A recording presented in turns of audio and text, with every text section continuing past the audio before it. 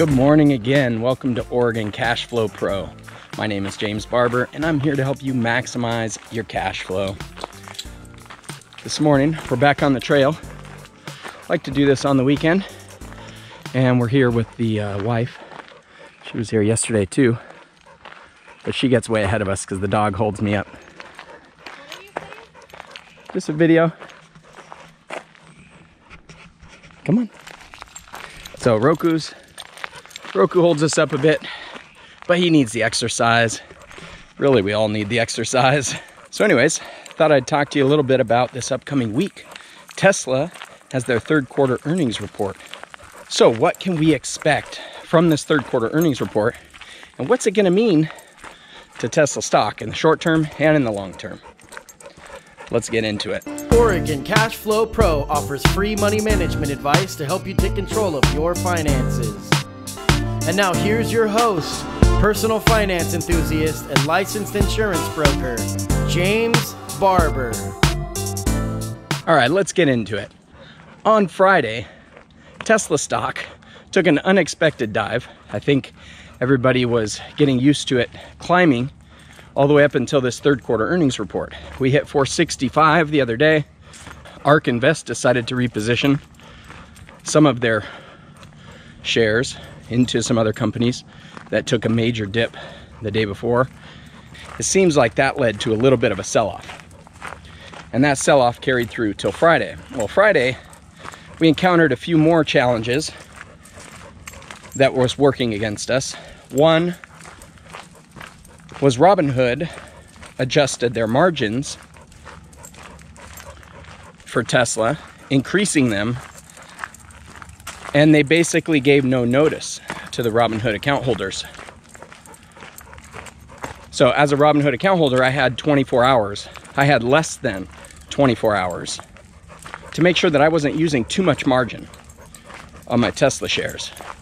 Now, a lot of shares get traded on Robinhood with Tesla. So I expected it would take a bit of a hit. And it didn't disappoint. Apparently, a lot of other brokerages adjusted their margin requirements as well. But they did that earlier in the month, giving their account holders more time to adjust. That would have been nice to have. That would have been nice to be able to do. But we got to deal with the hand we're dealt with. The other thing that was working against us was it was a Friday, and we have options that expire on Fridays. And so I think all that combined for a substantial dip that happened right at the end of the week. Unexpected, to be sure, with earnings coming up, but not too surprising. So what do we expect coming up this next week? Well, on Monday,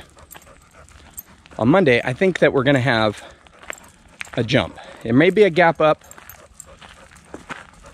or it'll just rise throughout the day. So one of the people I follow on Twitter is Gary Black. And he pointed out that the Monday before the last two quarterly earnings, Tesla shares rose by 10%. In quarter one, Tesla shares rose by 10.1% on the morning before that Wednesday earnings report. And in quarter two, it rose by 9.5% on that Monday. I don't know how that compares to what the overall market was doing. So we don't know if Tesla was moving with the market or against the market. So that's something to be aware of.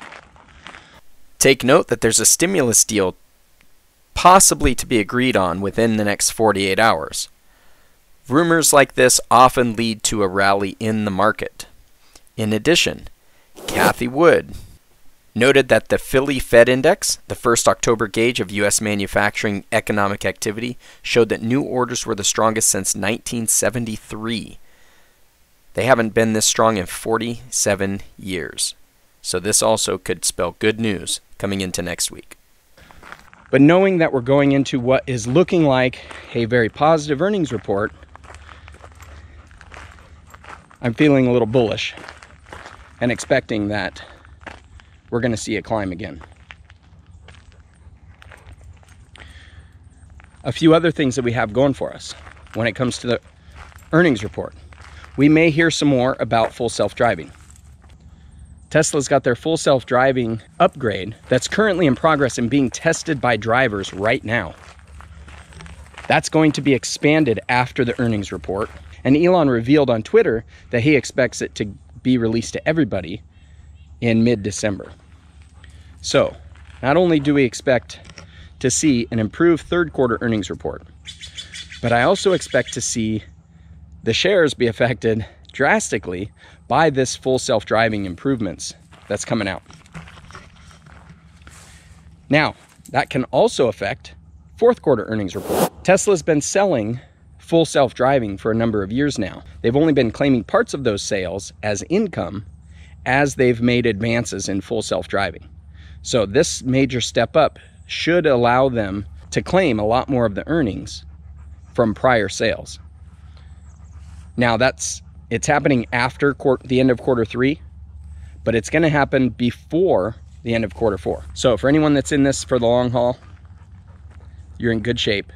Ignore the ups and downs of the day-to-day. We're still climbing. Now, as everybody who's been following Tesla for a while knows, and in fact, this is happening to a lot of stocks out there right now, but it's been buy the rumor, sell the news. Gary also acknowledged that, yes, the last 2 quarters, Tesla dropped on the day following the print, despite beating estimates both times.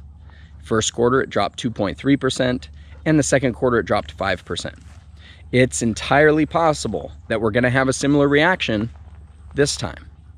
So while I expect it to go up on Monday, it may continue to go up on Tuesday and maybe even Wednesday. The third quarter earnings report is after market hours on Wednesday. So it could still continue to climb throughout Wednesday. But it's possible that people start taking their shares early as more and more people try to beat that rush to get out, especially when it happens in the after hours. When the news comes in the after hours and the people that can trade in the after hours sell out their positions, driving the price down,